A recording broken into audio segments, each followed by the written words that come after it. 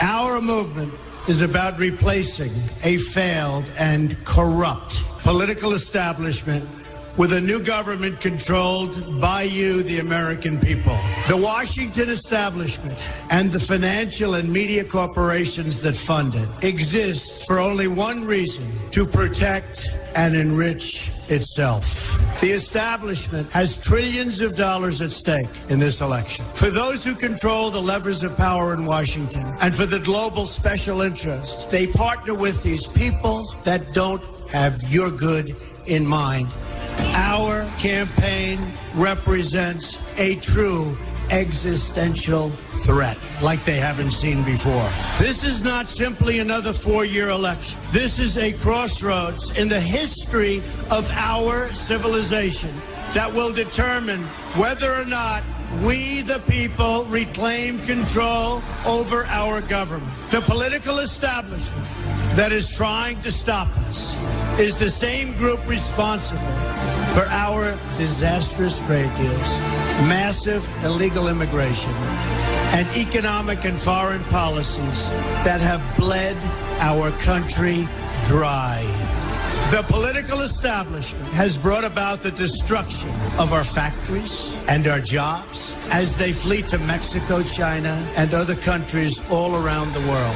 It's a global power structure that is responsible for the economic decisions that have robbed our working class, stripped our country of its wealth, and put that money into the pockets of a handful of large corporations and political entities.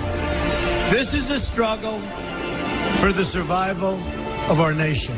And this will be our last chance to save it. This election will determine whether we're a free nation or whether we have only the illusion of democracy, but are in fact controlled by a small handful of global special interests rigging the system, and our system is rigged.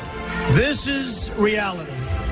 You know it, they know it, I know it, and pretty much the whole world knows it. The Clinton machine is at the center of this power structure.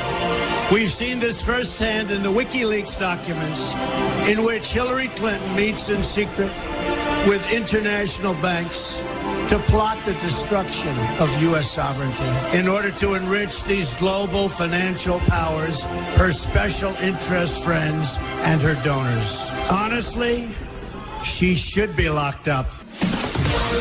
The most powerful weapon deployed by the Clintons is the corporate media, the press. Let's be clear on one thing. The corporate media in our country is no longer involved in journalism.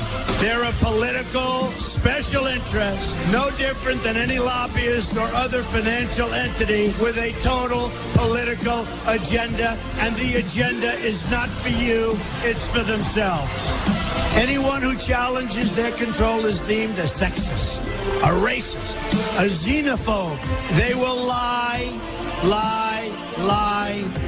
and then again, they will do worse than that. They will do whatever's necessary. The Clintons are criminals, remember that. This is well documented. And the establishment that protects them has engaged in a massive cover-up of widespread criminal activity at the State Department and the Clinton Foundation in order to keep the Clintons in power.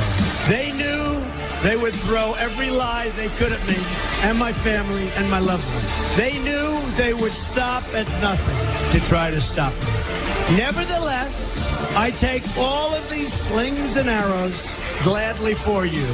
I take them for our movement so that we can have our country back. I knew this day would arrive. It's only a question of when. And I knew the American people would rise above it and vote for the future they deserve. The only thing that can stop this corrupt machine is you. The only force strong enough to save our country is us. The only people brave enough to vote out this corrupt establishment is you, the American people. Our great civilization has come upon a moment of reckoning. I didn't need to do this, folks, believe me. I built a great company, and I had a wonderful life. I could have enjoyed the fruits and benefits of years of successful business deals and businesses for myself and my family, instead of going through this absolute horror show of lies, deceptions, malicious attacks. Who would have thought? I'm doing it because this country has given me so much, and I feel so strongly that it's my turn to give back to the country that I love. I'm doing this for the people and for the movement, and we will take back this country for you, and we will make America great again. Madam Secretary, you've referred to the QDDR a couple times as being important to diplomatic security. Is that correct? It provoked a discussion, Congressman, about balancing of risk. Madam Secretary, I had a chance to read that. I wanted to only read the executive summary that ran 25 pages, but it didn't have a word about diplomatic security in those entire 25 pages of the executive summary. Not one word, Madam Secretary. And then I read the remaining pages, amounted to 270 plus. Do you know how many pages of those 270 had to do with diplomatic security? It was about the balancing of risk and reward, which Madam was Secretary, not only about diplomatic security specifically, but about the larger question of our mission around the world. Madam Secretary, there was no balance. There was 2 pages out of 270 pages. You talked about a lot of things in there. You talked about a lot of improvements, but it didn't have anything to do with diplomatic security in any material way in that report. You talked about being disappointed, too. I've heard you use that several times. You were disappointed. You read the ARB. Why don't you fire someone? In Kansas, Madam Secretary, I get asked constantly, why has no one been held accountable? How come not a single person lost a single paycheck connected to the fact that we had the first ambassador killed since 1979? How come no one has been held accountable to date? Well, Congressman, the Accountability Review Board pointed out several people working in the State Department who they thought had not carried out their responsibilities adequately, but they said that they could not find a breach of duty. And yes, ma'am, the personnel rules and the laws that govern those decisions were followed very carefully. Yes, ma'am. I'm not asking what the ARB did. I'm asking what you did. I followed the law, Congressman. So that was my responsibility. Madam Secretary, you're telling me that you had no authority to take anyone's paycheck, to cause anyone to be fired. You're telling me you were legally prohibited from doing that. Is that your position here this morning? It is my position that in the absence of finding dereliction or breach of duty, there could not be immediate action taken, but there was a process that was immediately instituted and which led to decisions being made. Yes, ma'am. The decision was to put these back at full back pay and keep them on as employees.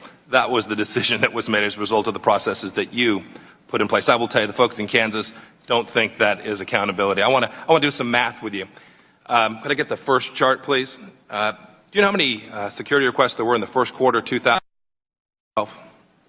For everyone or for Benghazi? I'm sorry, yes, ma'am. Related to Benghazi and Libya. Do you know how many there were?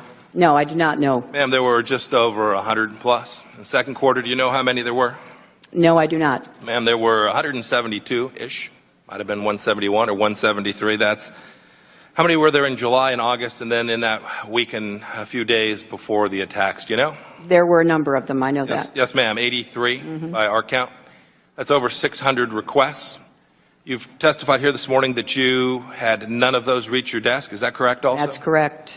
Madam Secretary, Mr. Blumenthal wrote you 150 emails. It appears from the testimony or the materials that we've read that all of those reached your desk. Can you tell us why security requests from your professionals, the men that you just testified, and with which I agree are incredibly professional, incredibly capable people, trained in the art of keeping us all safe, none of those made it to you, but a man who was a friend of yours, who'd never been to Libya, didn't know much about it, at least that's his testimony, didn't know much about it. Every one of those reports that he sent on to you that had to do with situations on the ground in Libya, those made it to your desk. You asked for more of them, you read them, you corresponded with him, and yet the folks that worked for you didn't have the same courtesy. Well, Congressman, as you're aware, he's a friend of mine. He sent me information he thought might be of interest. Some of it was, some of it wasn't. Some of it I forwarded to be followed up on. The professionals and experts who reviewed it found some of it useful, some of it not. He had no official position in the government, and he was not at all my advisor on Libya. He was a friend who sent me information that he thought might be in some way helpful. Madam Secretary, I have lots of friends. They send me things. I've never had somebody send me a couple of pieces of intelligence with the level of detail that Mr. Blumenthal sent me every week. That's a friend. Well, it was information that had been shared with him that he forwarded on. And as someone who got the vast majority of the information that I acted on from official channels, I read a lot of articles that brought new ideas to my attention, and occasionally people, including him and others, would give me ideas.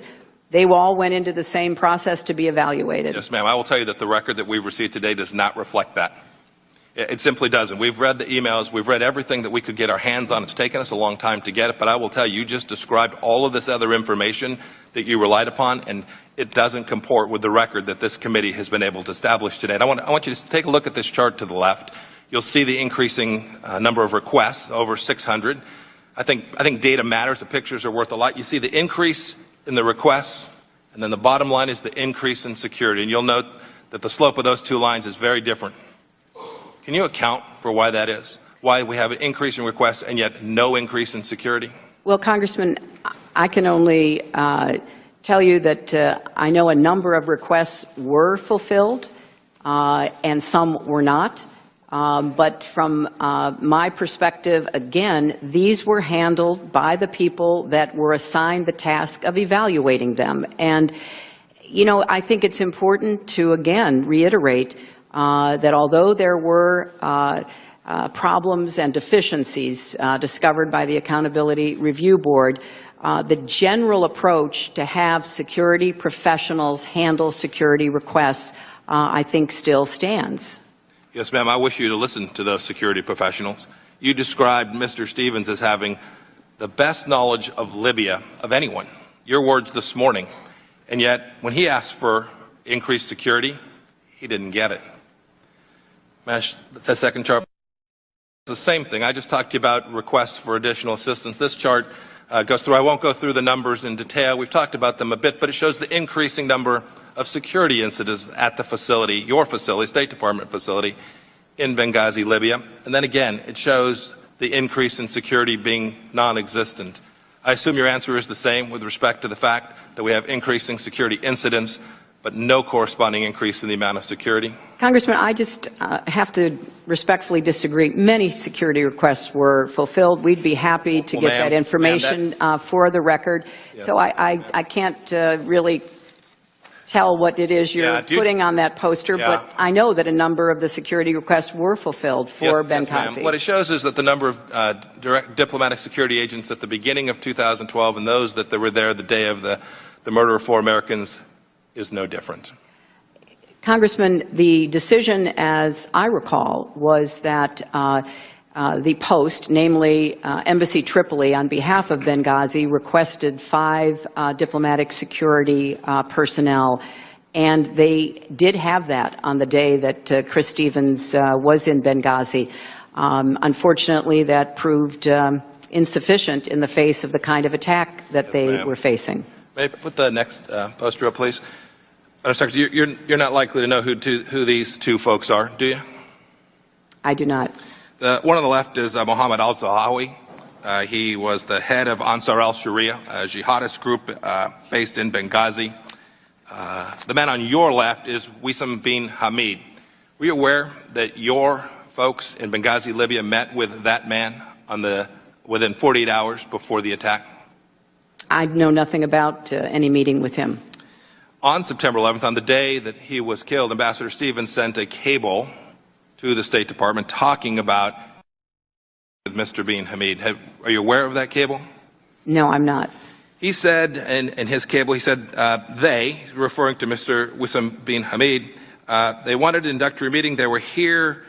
They asked us what we needed to bring security to Benghazi.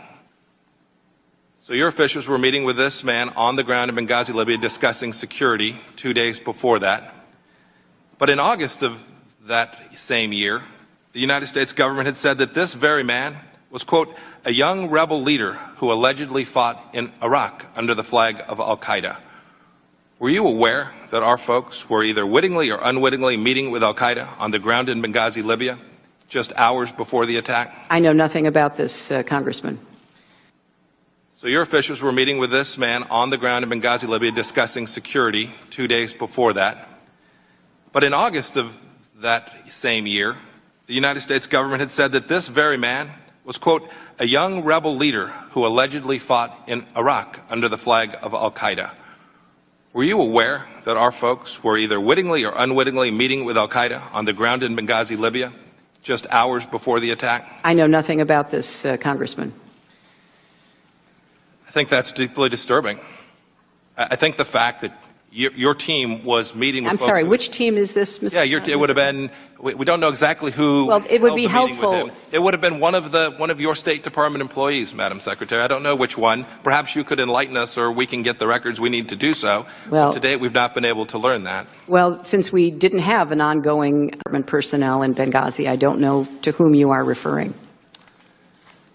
Mr. Chairman, I'll yield back the balance of my time.